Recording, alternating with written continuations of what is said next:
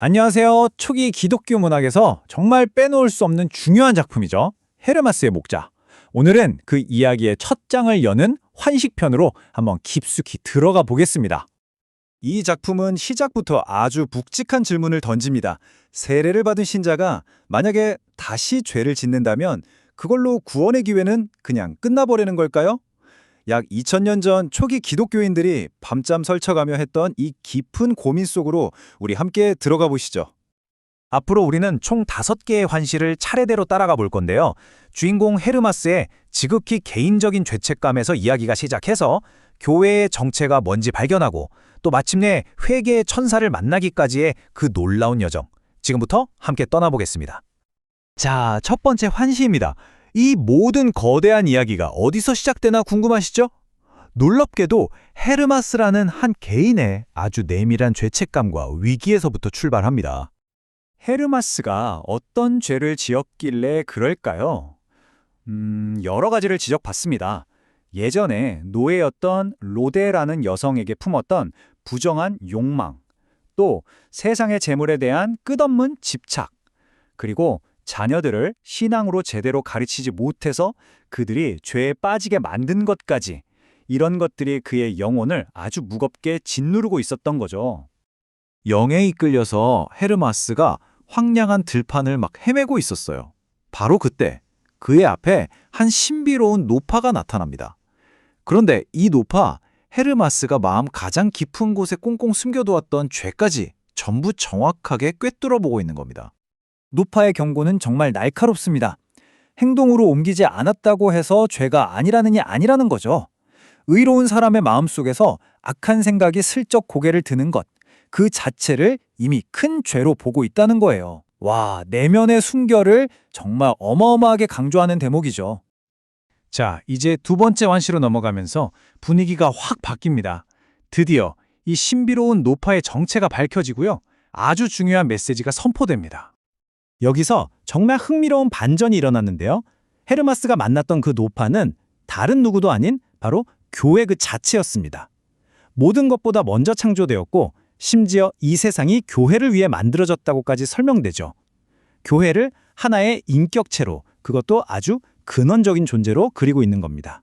더 신비로운 건 헤르마스가 이 노파, 즉 교회를 만날 때마다 모습이 점점 더 젊고 활기차게 변한다는 점이에요. 이건 마치 교회가 거울 같은 존재라는 걸 보여주는 거죠. 그 구성원들, 그러니까 신자들의 영적인 상태를 그대로 반영하는 겁니다. 그들이 회개하기 시작하니까 교회도 젊음과 생기를 되찾는 거예요. 그리고 여기서 핵심 메시지가 터져 나옵니다. 바로 세례 후에 지은 죄에 대해서 단 한 번의 마지막 회개 기회가 주어진다는 선포입니다. 바로 이날까지 지은 모든 죄는 온 마음으로 회개하면 용서받을 수 있다. 하지만 이 선포 이후에 짓는 죄는 용서받지 못한다는 그야말로 절대적인 마감 시한이 선포된 겁니다. 긴장감이 확 느껴지죠? 세 번째 환시는 이 작품 전체에서 가장 유명하고 또 가장 정교한 비유가 등장하는 부분입니다. 바로 거대한 탑을 건설하는 이미지인데요. 이게 아주 기가 막힙니다. 이 비유의 기본 구조는 생각보다 간단합니다. 거대한 탑은 교회를 상징하고요. 이 탑이 세워지는 기반인 물은 바로 생명과 구원의 근원인 세례를 의미합니다. 한마디로 교회는 세례라는 기초 위에 굳건하게 세워진다는 뜻이죠. 자, 그럼 이 탑은 무엇으로 지어질까요? 바로 돌들, 즉 우리 같은 다양한 종류의 신자들입니다. 이 표를 보면 비유가 정말 재미있는데요.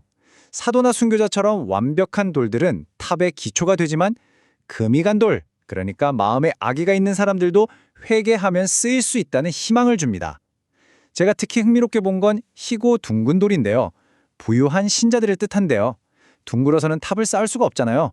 그래서 그들의 불을 잘라내야만, 즉 가난한 이들을 위해 사용해야만 비로소 쓸모가 있게 된다고 말합니다. 아주 직설적이죠. 반면에 위선자들은 잘게 부서져서 멀리 버려진다고 하니 각자의 영적 상태에 따라 운명이 명확하게 갈리는 겁니다. 그리고 이 탑은 그냥 막 지어지는 게 아닙니다. 7가지 중요한 덕목에 의해서 세워지는데요. 모든 것은 믿음에서 시작해서 그 믿음은 절제를 낳고 절제는 진실로 이어지고 이렇게 차곡차곡 쌓여서 마지막 사랑으로 완성됩니다.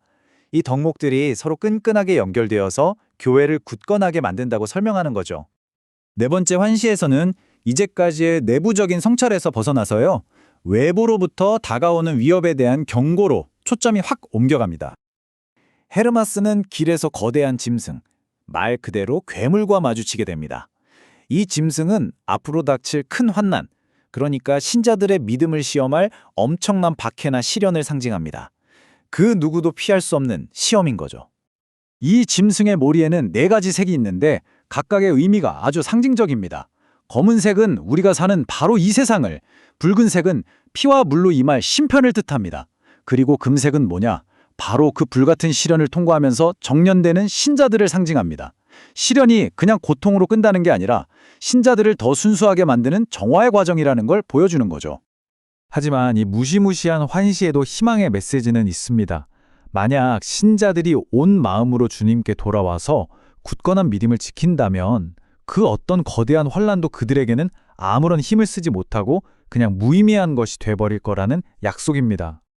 드디어 마지막 5번째 환시입니다. 이 부분은 다음 이야기인 계명과 비유편으로 넘어가는 중요한 다리 역할을 하는데요. 여기서 새로운 안내자가 등장합니다. 헤르마스 앞에 목자의 옷을 입은 한 인물이 나타납니다. 그는 자신을 회개의 천사라고 밝히면서 헤르마스에게 앞으로 지켜야 할 계명과 비유를 가르쳐주기 위해 파견되었다고 말하죠. 아, 이 책의 제목인 헤르마스의 목자가 바로 여기서 유래한 거구나 하고 알 수 있는 대목입니다. 이 목자는 마지막으로 아주 분명한 경고를 남깁니다. 앞으로 전해질 말씀을 듣고 깨끗한 마음으로 지키는 사람은 주님의 약속을 받겠지만 듣고도 회개하지 않고 계속 죄에 머무는 사람은 정반대의 것을 받게 될 거라는 최후 통첩이죠. 중간은 없습니다.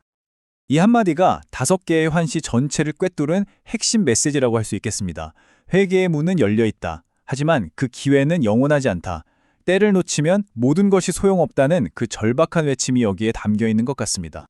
이렇게 헤르마스의 국자 환시편은 우리에게 근본적인 질문을 다시 던지면서 마무리됩니다. 만약 오늘이 우리에게 주어진 회개의 마지막 기회라면 우리는 무엇을 해야 할까요? 2000년이라는 시간을 훌쩍 뛰어넘어 이 고대 텍스트가 던지는 질문이 여전히 우리의 마음을 깊이 울리는 것 같습니다.